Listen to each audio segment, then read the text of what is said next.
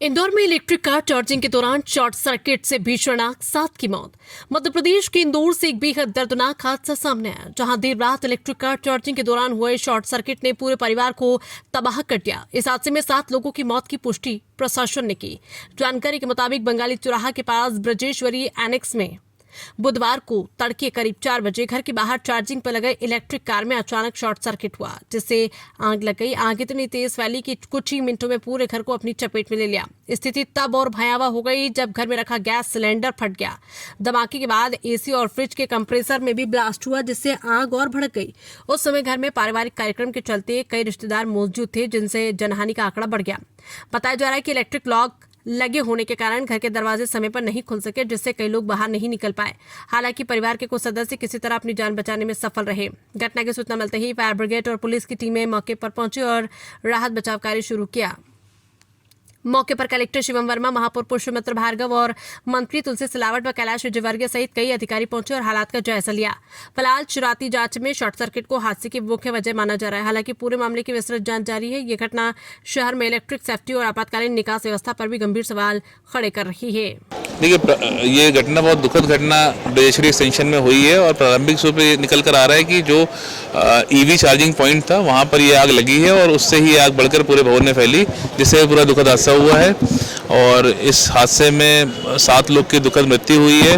3 लोग को रेस्क्यू किया गया है। रेस्क्यू के बाद वो तीनों लोग अभी प्राथमिक उपचार के बाद स्वस्थ हैं और हमारी फॉरेंसिक की टीम अभी इसमें जांच भी करेगी और हमारी एसडीआरएफ और फायर की टीम भी जो आस पड़ोस की बिल्डिंग है उनको भी चेक कर रही है कि इस पूरी भीषण आग से उन पर कोई प्रतिकूल प्रभाव तो नहीं पड़ा है और उसको हम लोग एग्जामिन कर रहे हैं। जी, इनकी जो कार जो ईवी है, इलेक्ट्रिक व्हीकल है, उसमें उसकी चार्जिंग के दौरान ये आग लगी है और उसके बाद ये पूरी आग जो है पूरे भवन में फैल गई। जी, घर में एक्चुअली इनका इलेक्ट्रॉनिक लॉक सिस्टम था और जब ये हादसा हुआ तो पूरा लॉक सिस्टम जो था वो पूरा जैम हो गया, जिससे सभी दरवाजे लॉक हो गए और लोगों का निकलना बहुत मुश्किल हो गया और रेस्क्यू में भी इस कारण से काफ़ी दिक्कत आई हम लोग। ये जो चल रहा था रेस्क्यू ऑपरेशन फायर को कंट्रोल करने का, आगे उसको जो भी चीज़ें थी उसको थॉरली एग्जामिन करने का, तो ये प्रोसेस अभी लगभग कंप्लीट हो गया। फॉरेंसिक टीम ने देख लिया।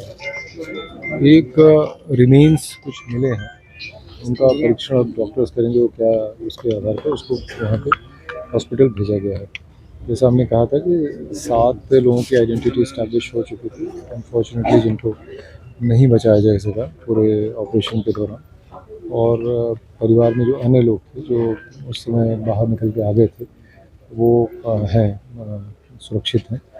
तो इस तरह से 7 की पुष्टि की है जो डॉक्टर्स वगैरह हैं, और एक रिमेन्स जो लास्ट में ऑपरेशन में रिकवर किया गया है वो गया है, उसको डॉक्टर्स परीक्षण कर रहे हैं। उसके बारे में भी जो आगे बात आएगी वो उसमें क्लियर हो जाएगा।